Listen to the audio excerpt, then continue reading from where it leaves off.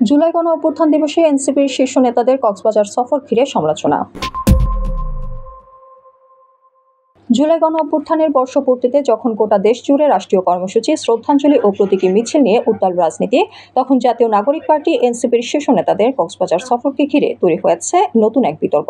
বিশেষ করে যুক্তরাষ্ট্রের সাবেক রাষ্ট্রদূত পিটার হাসের সঙ্গে গোপন বৈঠকের গুঞ্জন ছড়িয়ে পড়ায় আলোচনার কেন্দ্রবিন্দুতে উঠে এসেছেন এনসিপি নেতারা। মঙ্গলবার দুপুরে কক্সবাজারের একটি বিলাসবহুল হোটেলে এনসিপি নেতাদের অবস্থান নিশ্চিত হওয়ার পর থেকেই সামাজিক যোগাযোগ মাধ্যম ও কিছু অনলাইন পোর্টালে শুরু হয় নানা আলোচনা সমালোচনা। দাবি করা হয় মার্কিন কূটনীতিক পিটার হাস বর্তমানে কক্সবাজারে অবস্থান করছেন এবং সেখানে এনসিপি নেতাদের সঙ্গে তার বহুল প্রতীক্ষিত বৈঠক অনুষ্ঠিত হয়েছে। তবে এই গুঞ্জনকে গুজব বলে উড়িয়ে দিয়েছেন এনসিপির মুখ্য সংগঠক নাসিরউদ্দিন পাটোয়ারি। গণমাধ্যমকে দেওয়া বক্তব্যে তিনি বলেন, পদযাত্রা, মিছিল ও রাষ্ট্রীয় কর্মসূচির ভিড়ে আমরা কয়েকজন ক্লান্ত হয়ে গিয়েছিলাম। ভাবলাম হঠাৎ করে সাগর পাড়ে একটু ঘুরে আসি, আর কিছু না। এখন তো দেখি হোটেলে ঢুকতেই আমাদের নিয়ে গুজব শুরু হয়ে গেছে। তবে বিশ্লেষকরা বলছেন ভিন্ন কথা।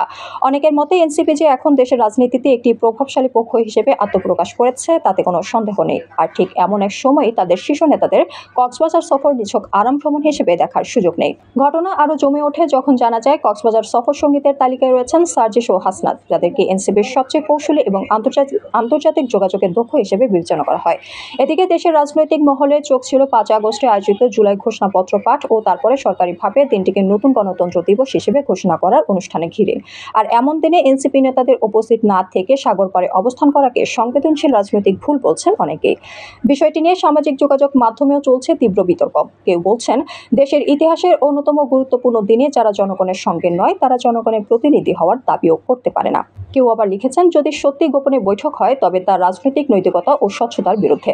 তবে এনসিপির পক্ষ থেকে পরিষ্কার করে বলা হয়েছে ঘোষণাপত্র পাঠের অনুষ্ঠানে তারা প্রতিনিধি দল পাঠাচ্ছেন। পাটোয়ারি বলেন, দলের প্রেসিডেন্ট ও সেক্রেটারির আমন্ত্রণপত্র এসেছে, আমাদের প্রতিনিধি দল সেখানে থাকবে। প্রতিটি দল থেকেই ছোট ছোট প্রতিনিধি দলই যাচ্ছে। সব মিলিয়ে 5 আগস্টে কক্সবাজারের সৈকতে এনসিপির শীর্ষ নেতাদের হঠাৎ উপস্থিতি নিয়ে গসিপ থামছে না। এই সফর কি নিছক এক ক্লান্তির অবকাশ নাকি পর্দার অন্তরালে বড় কোনো কূটনৈতিক সমীকরণ? উত্তর সময়ই দিবে। তবে এই ঘটনা স্পষ্ট করেছে বাংলাদেশের রাজনীতিতে এখন প্রতিটি মুহূর্ত, প্রতিটি উপস্থিতি, প্রতিটি সফর তাৎপর্যপূর্ণ।